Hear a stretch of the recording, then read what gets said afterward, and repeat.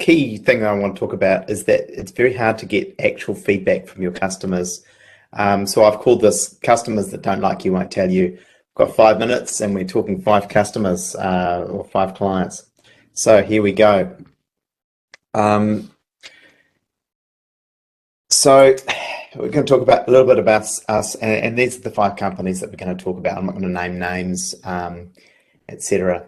So what do we do? So Ambit does customer service at scale through conversational AI, and we do this for larger companies. It's very much an enterprise sales cycle. We're an expensive product. It's thousands a month, and we provide a high level of service for that. Here's a handful of the brands that we've worked with. Typically, we're working with people who are hundreds of employees and tens of thousands of customers. We're just starting to move out of New Zealand. We've signed a couple of brands, Konica Minolta and Comexposium, outside New Zealand just in the last couple of weeks.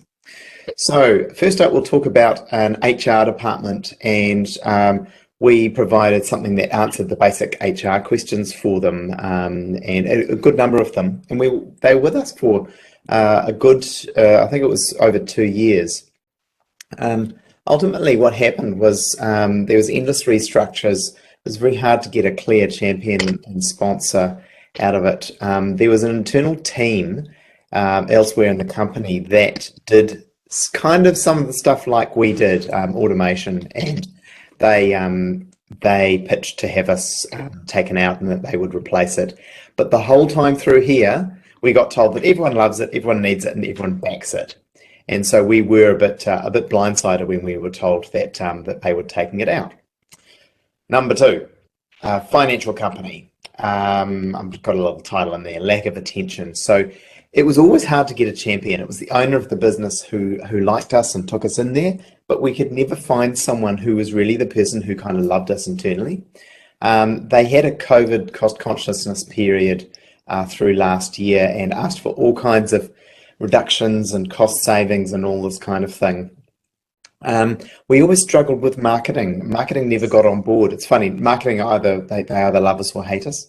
They didn't get on board. They saw it like a task. And one of the quotes I've got is that we love you guys. We're keeping you forever. You're a great team. Right? So they were constantly saying this is great. We even set them up, showed them how to do an intern program. They then hired interns and used those interns to replace us with a different tool.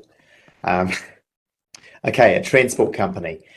This was very much around a lost sponsor. So we had big plans. We actually had a company roadmap for looking about 3 years. It had multi-languages, different zones, different regions, parcel tracking all around the world, the whole thing. We lost the executive sponsor. The person who went for his role then didn't get it. And the person that came in was someone. The person that came in was not a big fan of ours and didn't know about us. But the whole time we were told positive things about growing internationally. A tax company. This was a really probably a mistake on our sales side. I take responsibility for that. I sold to them. The marketing manager loved us. They wanted to do something. I really tried to qualify them out, but they loved the idea of it, and they kept saying to us, "We're going to use this for the whole business." But ultimately, the marketing manager who loved us left last year, and then they became very cost conscious and ended up cancelling. But the whole message all the way through was that, yep, they really like us and they want to stay. So finally, credit. Des fraises, Samantha, si tu veux. Sorry, what?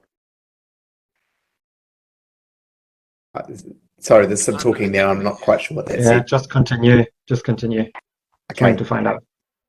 I'm counting the time here. I think I've got 40 seconds. So finally, a credit card company, they brought out a new product and they lost focus on what we were doing. Then our sponsor also left, but they kept saying that this is the best performing channel, and we could measure the cost per lead that we generated, and we were always the lowest. This is the most mysterious one that we lost. They just kind of lost interest in us, and they moved into a different area. The learnings from that was that customers tell you the good stuff, but not the bad stuff. You've got to assume your data from them is actually lower than measured. And while data is good, assume it's lower than if they self-assess. If you lose a exec sponsored champ, that's your biggest weakness. And don't believe your own estimates of your data. Careful believing your own hype and falling into reactive or apathetic kind of support. Thank you very much. That's me.